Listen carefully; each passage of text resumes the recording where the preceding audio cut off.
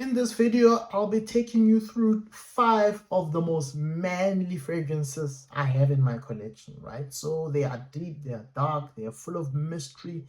Although this list does not contain all the fragrances that I once had in my collection, but this is what I currently have. So 5 of the most manly fragrances that I have in my collection. At number 5, from the House of Hackett, London, it's Bespoke EDP. So yeah, Bespoke EDP, right? Nice handy type of container there. I love the container, very different, compared to everything that I have. So notes here, coriander and rum at the top. You've got cypress, vetiver, and cedar in the mid, and leather, tobacco, amber, right? So leather, tobacco, amber in the base just says manly, manly, manly, right? These are alpha type of fragrances, right? Yeah, so that's at Hackett London Bespoke EDP at number 5, right? At number 4, something spicy, something smoky, right? So from the house of Paco Rabanne, Invictus Victory, right? So Invictus Victory, very pink pepper heavy, olibanum, lavender, vanilla, tonka bean, and amber, right? But the dry down of this fragrance gives, at least on my skin, a very smoky, deep, dark vibe, right? That's why, like, I've struggled to sort of wear this fragrance, because sometimes it just feels like there's nothing there for me, but sometimes I get that smoky, spicy type of scent that goes off this, right? So yeah, Invictus Victory from Paco Rabanne is at number 4, right?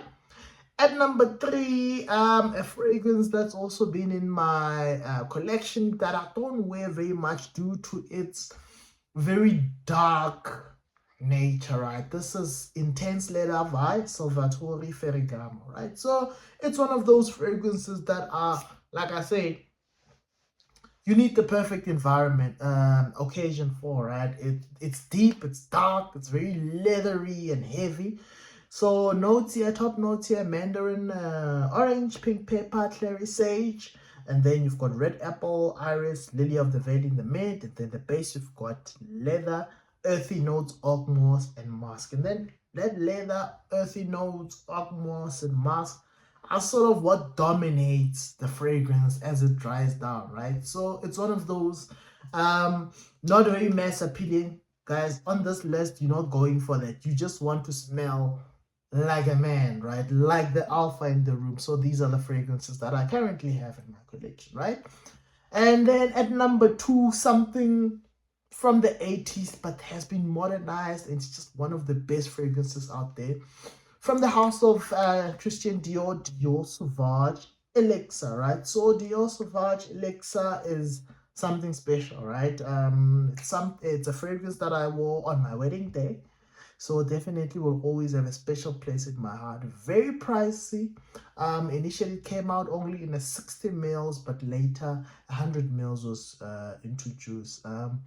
The last I checked, for a 60 mil, I expect to pay around about 2005, 2800. So very pricey, right? For a 100 mil, expect to pay something 3.5 to 4,000 for this, right? So yeah, definitely something that I love. Top notes here, cinnamon, nutmeg, cardamom, grapefruit, so a bit of freshness at the top, and then the mid, you've got lavender, and then the deep dark stuff comes at the base, right? You've got the licorice, sandalwood, amber, patchouli, and Haitian vetiver, right? So that's essentially the fragrance. The licorice, the sandalwood, the amber, patchouli, Haitian vetiver is what makes the fragrance what it is, right? What will make you love it or hate it, right? But essentially, it's a remake of the 80s type of DNA scent, right? That aromatic fougere type of fragrance, right?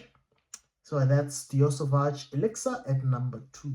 Last but not least, at number 1, one of those fragrances that I just love the smell of, right? It gives me memories. I remember so many people wearing Drakkar Noir back in the day.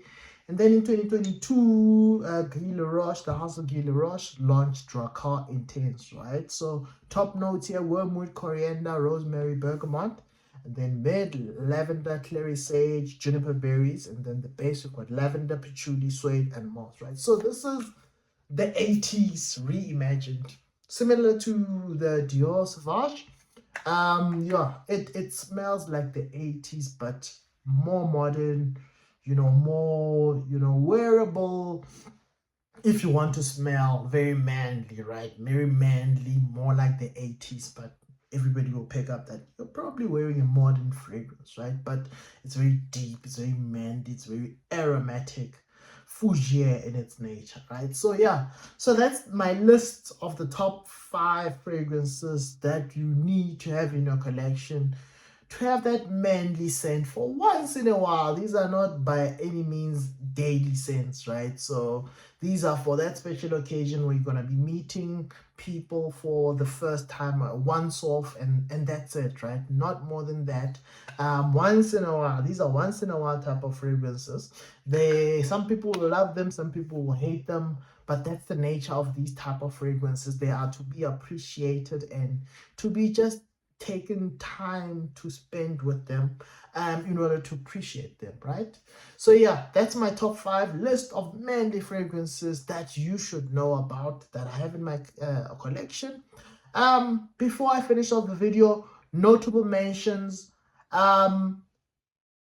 anything with a note of oud, right? But wearable oud, not too skunky and dirty type of oud, but anything oud, as well as anything tobacco, work in that realm of manly, masculine, alpha type of fragrances, right? Unfortunately, I don't have any at the moment. I gave away some of my fragrances at some point. Every now and then I gave out fragrances, so I don't have, right? But just to mention, ouds and tobaccos give off that manly alpha vibe as well, right? So yeah, with that said, please like, subscribe, leave a comment down below. Till the next video, peace.